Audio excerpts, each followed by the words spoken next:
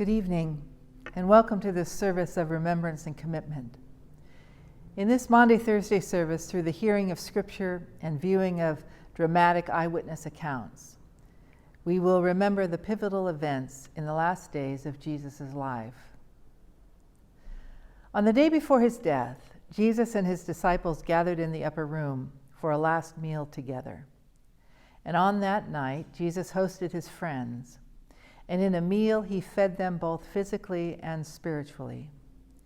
He gave them bread and wine, and then gave of himself.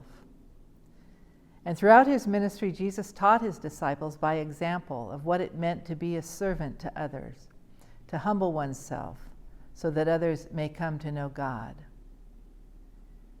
And so before they sat down to share in the last meal, Jesus knelt down before his disciples and washed their feet. And when he was finished, he gave them a final commandment, which was to love one another. The Latin word for command is mandatum, and so it is from this commandment to be of service that we get the name for this day, Maundy Thursday. After the story of the Last Supper, our Lenten journey moves from the table to the cross, as we will read the account of Christ's suffering and crucifixion. And to engage these stories this evening, I will read the scriptures, and then we will experience via video some first-person eyewitness accounts of those characters in the biblical story. These narratives will help us to put ourselves into the story and experience the power of the choices Christ made on our behalf. So prayerfully, let us be mindful of the power and the mystery of these events and begin worship together.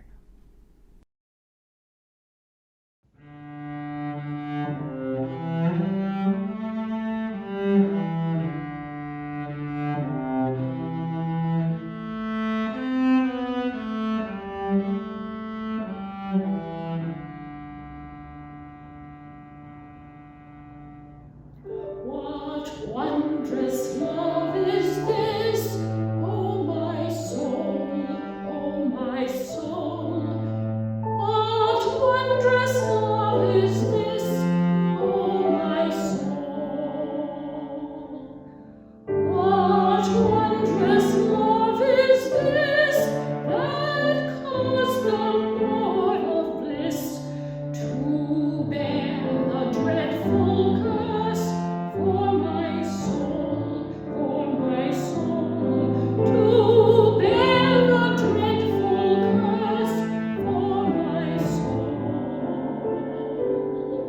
What wondrous love is this, O my soul, O my soul. What wondrous love is this, O my soul. What wondrous love is this that caused the Lord of life to lay aside his crown for my soul, to lay aside his crown for my soul.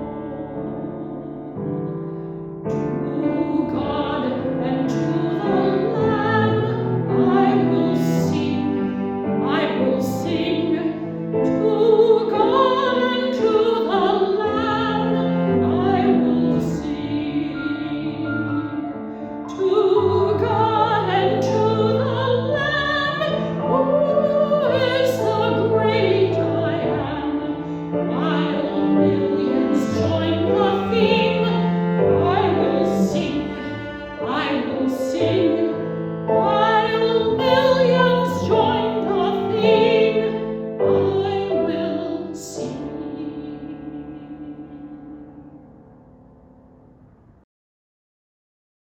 Reading from the 14th chapter of the Gospel of Mark, verses 12 to 26.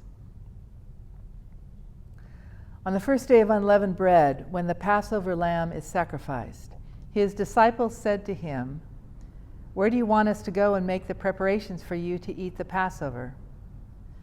So he sent two of his disciples, saying to them, "Go into the city, and a man carrying a jar of water will meet you.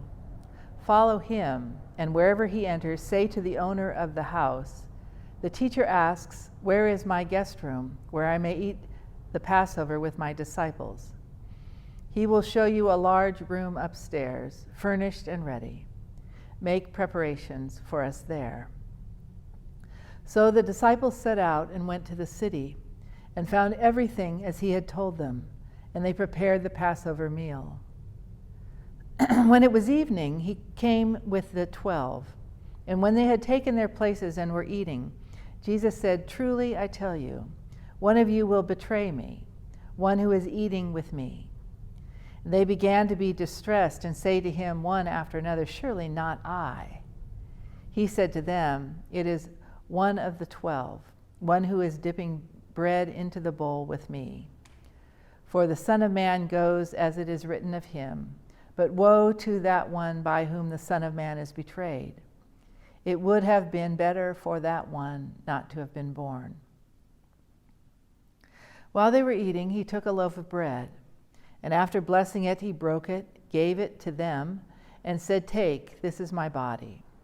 Then he took a cup, and after giving thanks, he gave it to them, and all of them drank from it. He said to them, "This is my blood of the covenant, which is poured out for many. Truly I tell you, I will never again drink of the fruit of the vine until that day when I drink it new in the kingdom of God." When they had sung the hymn, they went out to the Mount of Olives.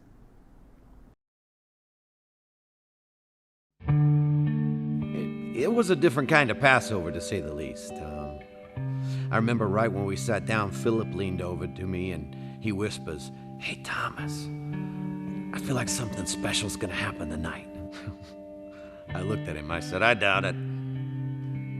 I was wrong. Jesus got up from the table. He walked over and grabbed a basin of water and a towel. And I remember at the time thinking to myself, what's Jesus doing with the foot water? I doubt he's going to wash somebody's feet. I was wrong. He knelt down and began to wash Bartholomew's feet. Bart just sat there. He didn't say anything. He didn't move. None of us did. Jesus finished and went on to James and Andrew and the rest of us. I remember at the time thinking, this is so strange, yet wonderful. And then I thought, I doubt anybody's going to say anything right now. I was wrong. You know who broke the silence. Peter. No way you're going to wash our feet. I mean, that's what I told him. He could wash other people's feet, but he wasn't going to wash mine. I looked at him and I said, "Jesus, you're not going to wash our feet. I mean, you're the king." And he looked at me and he said, "Well, then you can have nothing to do with me." And I'm like, ouch. Okay, wash my feet, wash my hands, wash my whole body if you have to. He looked at me and said, "No, your feet will be fine, Peter." In the midst of him washing our feet, he teaches us servanthood. Then Jesus took some bread and some wine. He blessed it and he served it to us. He said it was a new covenant with his blood. And he said, "Tonight, all of you will lose faith in me." I remember thinking right then, lose faith in you? Never. But I didn't say anything. I just sat there. I couldn't just sit there. I had to say something, so I looked at him and I said, "Jesus, I love you. You can count on me. Everybody else may fall away, but I will not. You can count on me." He looked at me and he smiled and he said, "Peter, you'll deny me 3 times for tomorrow morning." Ouch. The next thing I knew, we were wrapping things up and we were headed to the garden to pray.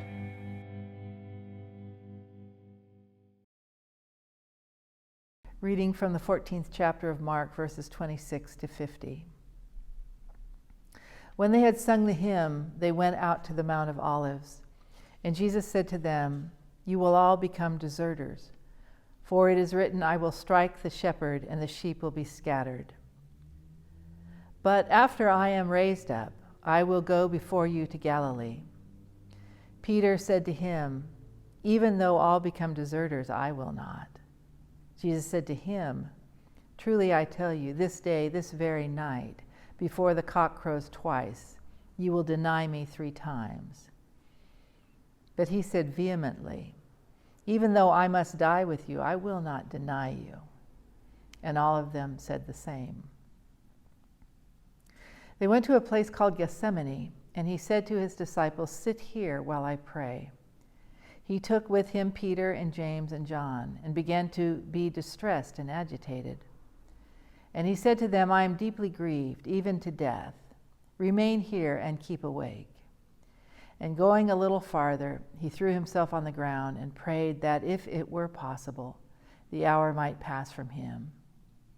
He said, "Abba, Father, for you all things are possible. Remove this cup from me, yet not what I want, but what you want." He came and found them sleeping, and he said to Peter, "Simon, are you asleep? Could you not keep awake 1 hour? Keep awake and pray that you may not come into the time of trial. The spirit indeed is willing, but the flesh is weak." And again he went away and prayed, saying the same words. And once more he came and found them sleeping, for their eyes were very heavy, and they did not know what to say to him. He came a third time and said to them, "Are you still sleeping and taking your rest? Enough.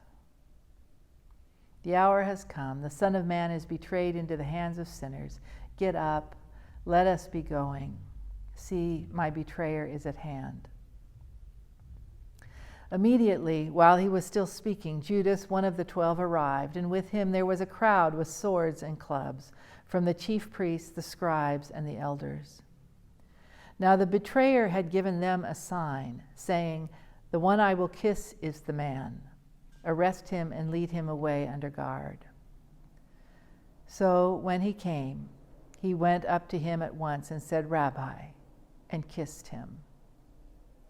Then they laid hands on him and arrested him. But one of those who stood near drew his sword and struck the slave of the high priest, cutting off his ear. Then Jesus said to them, "Have you come out with swords and clubs to arrest me as though I were a bandit?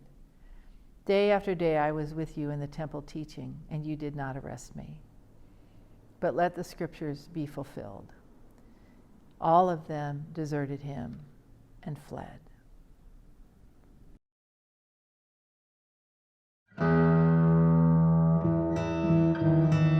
Once we got to the garden, it just got crazy.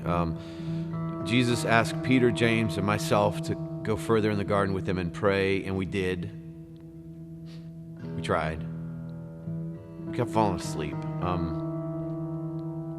Jesus kept waking us up. I remember one time he said, "The spirit is willing, but the flesh is weak." That's true. It's all a blur. And I think this whole mess got started because of Judas. Did he really think what he was doing was right? There he is. He's the one you want, the one praying by himself. Now the others, they will come up and try to create some scene. But the one that I kiss on the cheek, that's the one you want. Now 30 pieces of silver, right? That's what we agreed upon? 30 pieces. Forget about the rest. The one that I kiss on the cheek, that's the one you want. A kiss?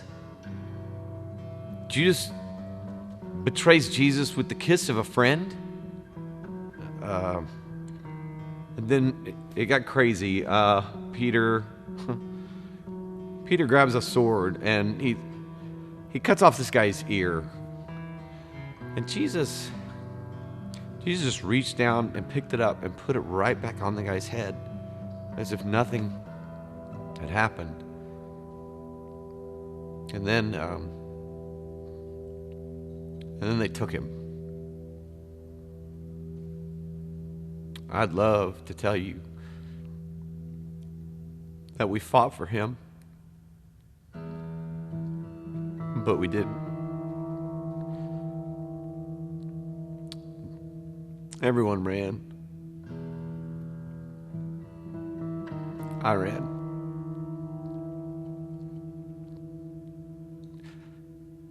I'm so ashamed. What have I done? What have I done? Was I so stupid to think that I've killed him? I've killed him. I've crucified Jesus.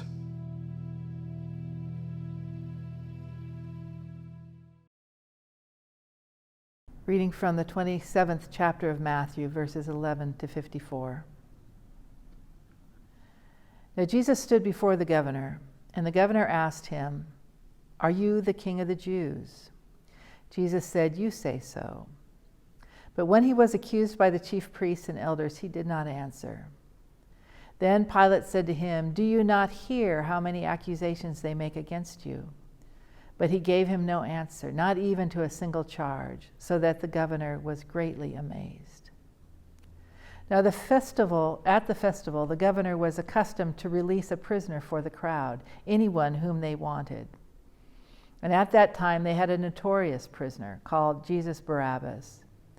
So after they had gathered, Pilate said to them, "Whom do you want me to release for you, Jesus Barabbas, or Jesus who is called the Messiah?"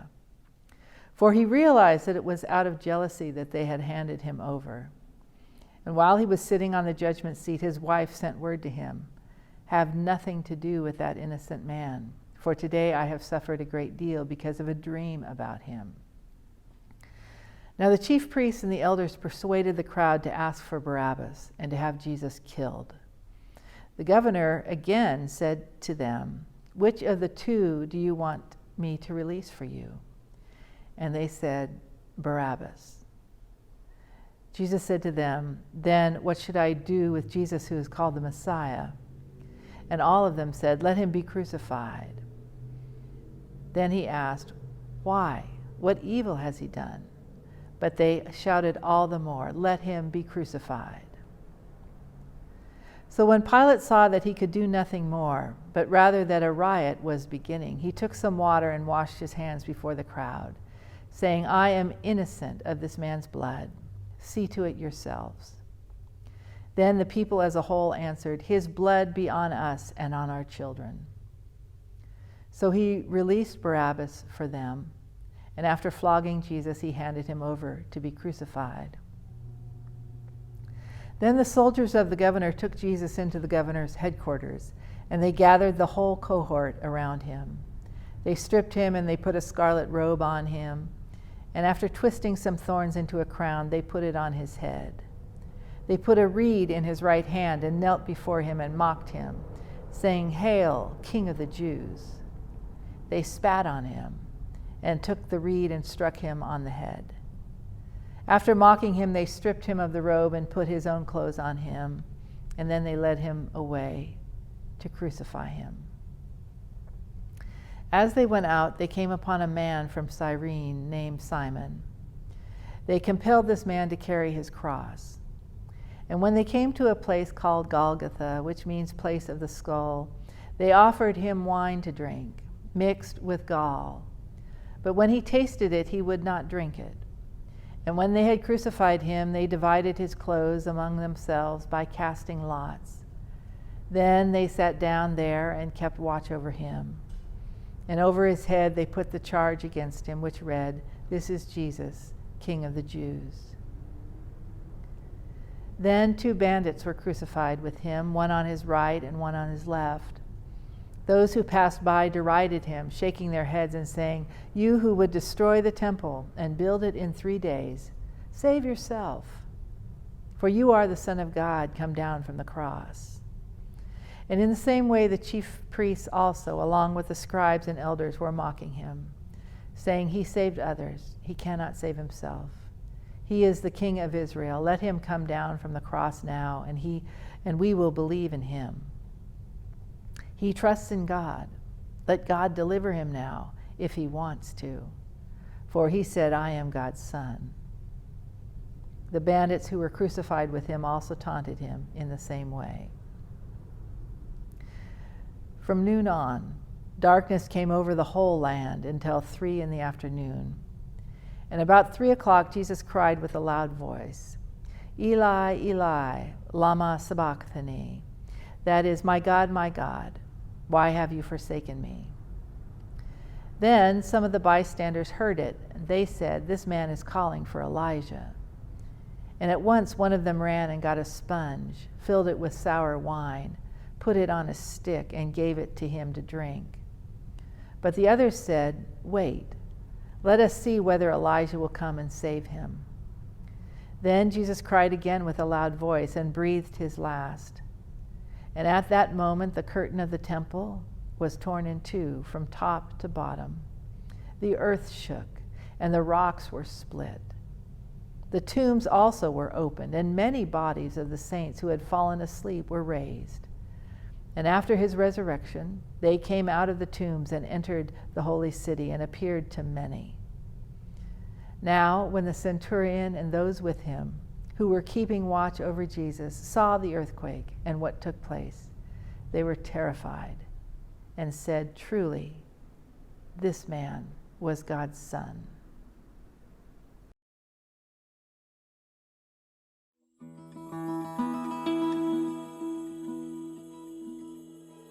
I crucified Jesus. It's what the crowd wanted, and that's what they got. And personally, I don't feel like that man did anything to deserve that, but I was just a soldier doing my job. When the governor gave his sentence, that's when I would go to work. I loved that job. I felt like I was administering justice every time I nailed someone to a tree. But that man didn't deserve that. Didn't make sense to me. It makes no sense. There I was, rotting in a jail cell for stealing, murdering. You name it, I've done it. And I knew the next time I stepped foot outside that jail cell, well, and that was it. So the guards, they came and got me, and they put me beside this guy that was beaten to a pulp. Then Governor Pilate started asking the crowd, "Which one of these men do you want me to set free?" I mean, it was obvious. I mean, the crowd, they're going to say, "Let Jesus go." And then I was going to tell them where they could go. And then the crowd, they started chanting Barabbas. I mean, they were saying my name. They were saying my name over and over and over again. The guards, they threw me to the crowd, and they took Jesus to Golgotha. I mean, one minute I am a man marked for death, and then the next I'm free. It made no sense. So I followed him all the way to Golgotha. I was stationed at Golgotha that day. We just raised the second criminal when they brought him to me. I'll never forget the way he looked. He'd been beaten, spit on, whipped. He was unrecognizable as a man. Hideous. What was left of his clothes were stripped off of him, and he was thrown down on the cross. That's when I went to work. Generally, when you crucify a man, the first hand is the most difficult. The criminal wants to get away, he fights you. So I would have two soldiers hold him down, but this guy, he didn't put up a fight. I just thought he was exhausted. As an executioner, I've been called every name in the book. I've had men yell at me, plead with me.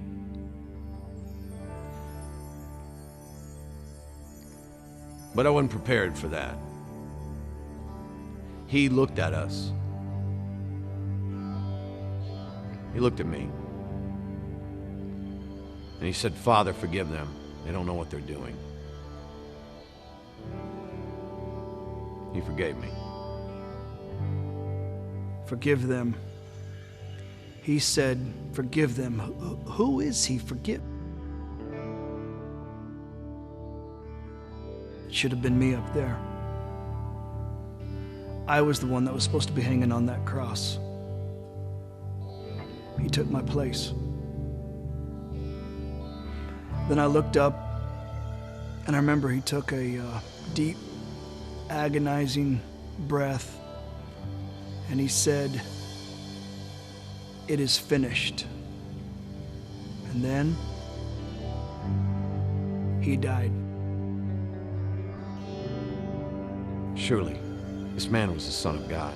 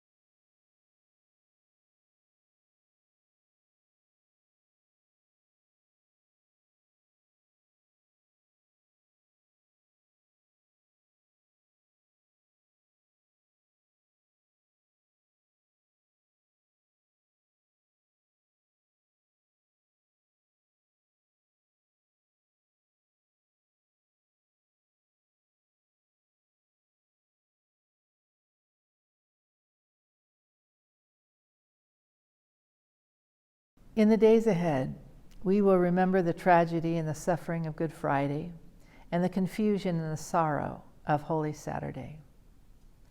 May our meditations draw us closer to God and to one another and prepare our hearts for the surprise ending that God has promised on Easter. Go in peace, and may the peace of Christ, which passes all understanding, go with you this night and always. Amen.